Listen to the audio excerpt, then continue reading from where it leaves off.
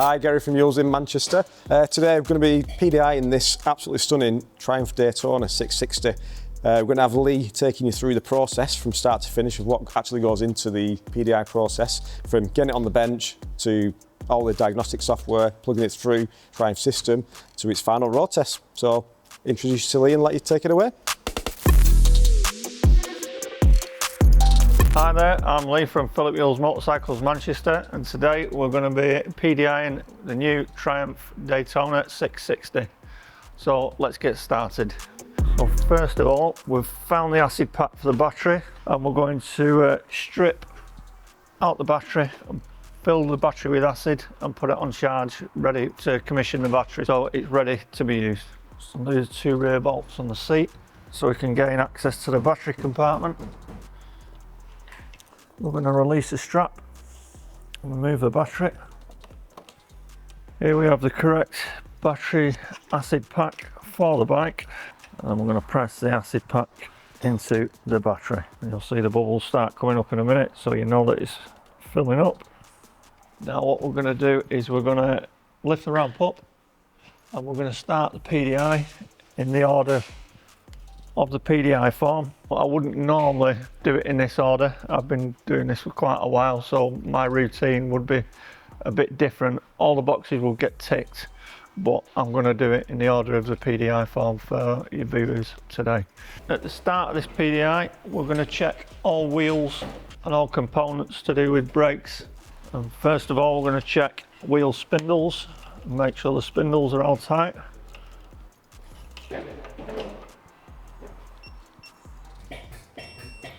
Put a little bit of grease on these pinch bolts, just for when they come out next time, make it a little bit easy for the next person.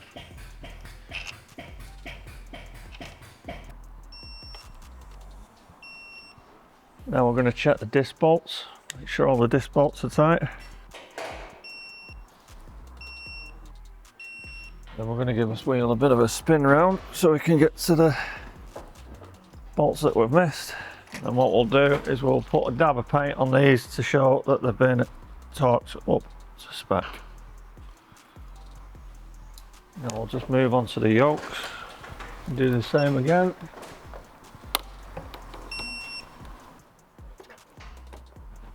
And last but not least, we'll check the top yoke nut to make sure that's tight. Now what we're going to do is we're going to move to the back of the bike and we'll just check the disc bolts. Check rear wheel spindle. Now that we've gone over all the bolts and made sure everything's tight, we'll check the tyre pressures front and rear. They generally come low when they come from the factory. The recommended tyre pressures for these bikes are 2.3 bar in the front and 2.9 bar in the rear. When you're doing your tyre pressures, it's always better to go over and then drop the tyre down to the correct pressure. 2.9 bar. As you can see, the low again. Perfect. Now we'll just turn our attention back to our battery. As you can see, all the acid's gone, and then we're going to insert our cap. We'll put the bolts in the battery so we don't lose them, and we'll go and put it on the charger. So last of all, we're just going to check the caliper pad retaining pins just to make sure they're all tight. We'll check the fronts on both sides, and then we'll flip to the rear and make sure the rear's okay. All good. Right, now if we go back to the PDI sheet, we've checked the front and back suspension, which is a visual check for any leaks. So as you can see, the fork's nice and dry, no fluid around anything.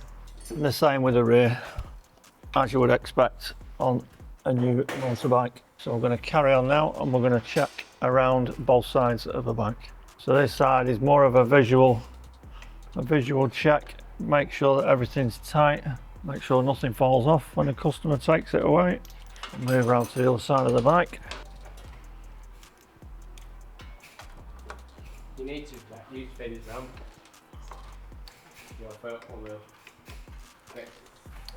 We've got one more here as well. We'll just double check chain tension, which should be correct from the factory. Not always, but it's all good there. Quick check of fluids on this model. Comes with a dipstick. So as with any car or motorbike with a dipstick, we'll take it out and give it a clean. stand the bike upright, and the Triumphs are screwed in. So we'll screw it home, we'll remove it. We should have a nice oil level there, so there's plenty of oil in the back. Plenty of brake fluid. We'll check the coolant on the other side. You can see it's a little bit on the low side. So we'll pull this inspection panel off, and we'll move the top of the reservoir, and we'll top our coolant up. Back on the full mark. Very quick visual check, make sure there's no fluids, make sure everything looks as it should.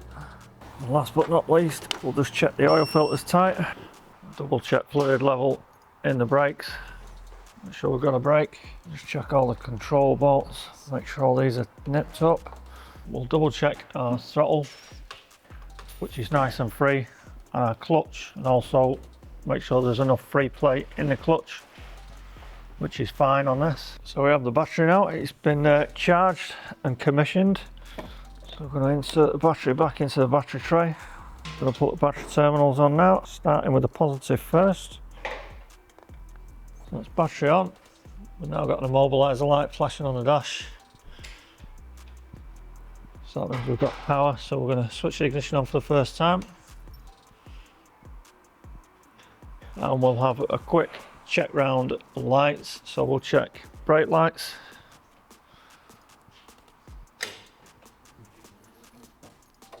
We'll check the number plate light. We'll check indicators. We'll check the fronts to make sure the fronts are working. And the hazards.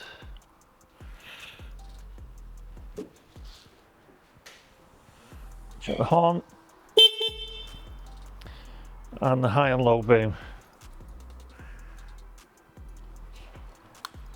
Now what we're going to do is we're going to get one of the laptops and we're going to plug the bike in. So we've got updates to engine ECM and instruments that need to be downloaded to the bike. So we'll set that off and running.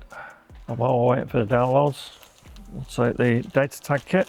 So the kit consists of the stickers with the data tag number on, some microchips for the seats, warning stickers, the microdot paste, and also the etching fluid. And what we'll do first is we'll put the chips in the seats.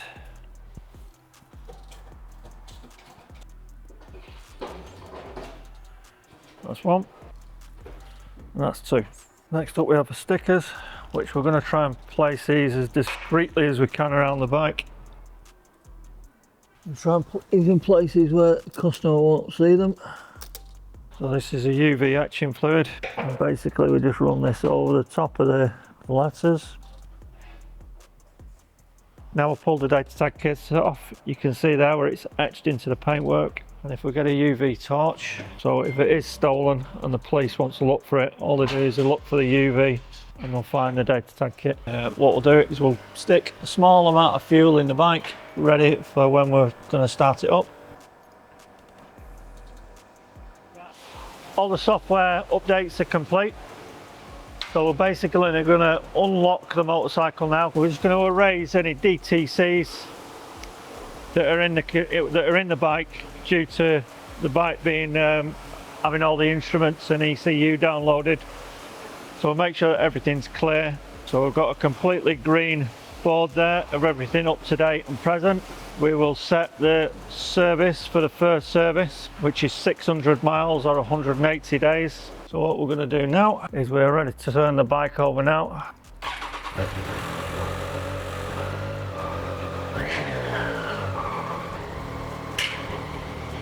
So the bike's up and running. Oil light's gone out, which is the most important thing. Everything works. Right, we can put the seats back on now, and then we'll make a number plate, and then we're basically ready for our test ride on the road.